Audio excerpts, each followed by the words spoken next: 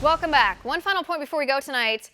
Let's talk about rhetoric. The left claims President Trump's rhetoric is inciting hate and violence in our nation. This is a claim the left has been making since the days of Trump's presidential campaign in 2016, when the left claims that Trump was inciting violence. But the violence we actually saw was leftists throwing rocks at police horses, punching Trump supporters, blocking highways, pepper spraying an 8-year-old girl, etc., etc. So let's talk about rhetoric.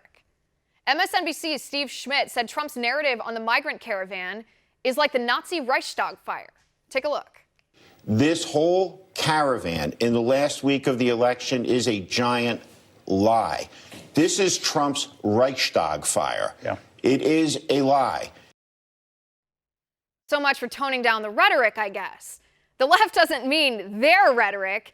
They can say whatever they want.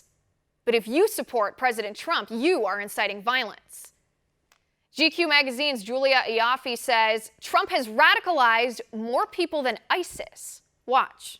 I think, this president, one of the things that he really launched his presidential run on is talking about Islamic radicalization. And this president has radicalized so many more people than ISIS ever did.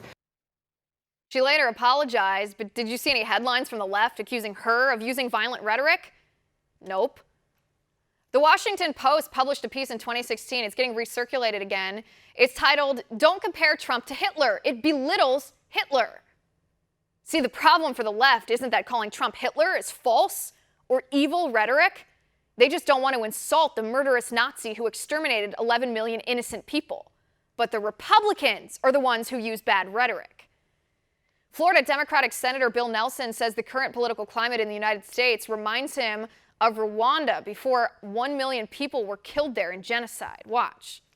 When a place gets so tribal that the two tribes won't have anything to do with each other, all right?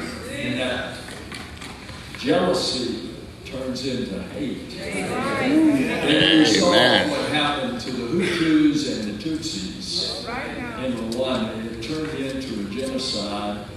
1 million people hacked to death within a few months. And we have got to watch what's happening here in America. The New York Times' Michelle Goldberg says President Trump wants to round people up and kill them. Watch. Well, he's not rounding people up and murdering them without any, due process. He'd certainly like to. Anyway. I don't think you can say that definitively. Anyway. Is that not violent rhetoric? And the liberal mainstream media coaches people to take part in this hyperbole. Watch CNN try to bait a rabbi into blaming Trump for the horrific massacre at Tree of Life Synagogue. Watch. Do you blame anyone for what happened there at the Tree of Life beyond the gunman? Gotcha. I don't really foist blame upon any person. Hate does not know religion, race, creed, political party. It's not a political issue in any way, shape, or form.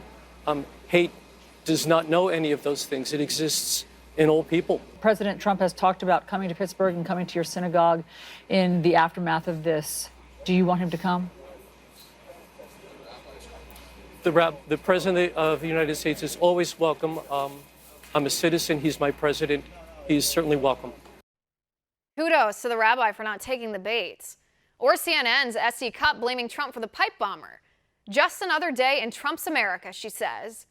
Yeah, because pipe bombs and crazy people who commit crimes were invented under Trump.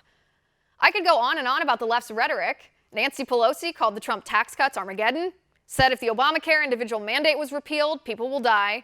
If net neutrality was repealed, people will die. If Trump pulled out of the Paris Climate Accords, people will die.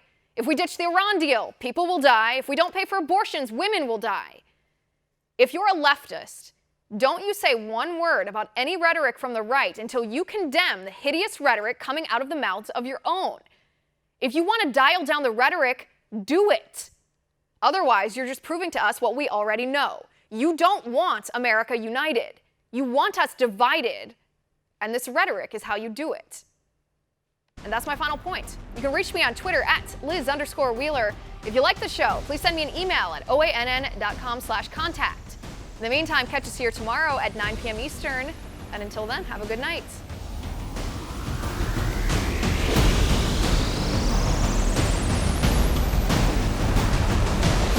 Want to see more videos like this? Click on the link below and subscribe to One America News on YouTube, and call your cable provider and kindly demand that One America News is added to your lineup. Call and subscribe today.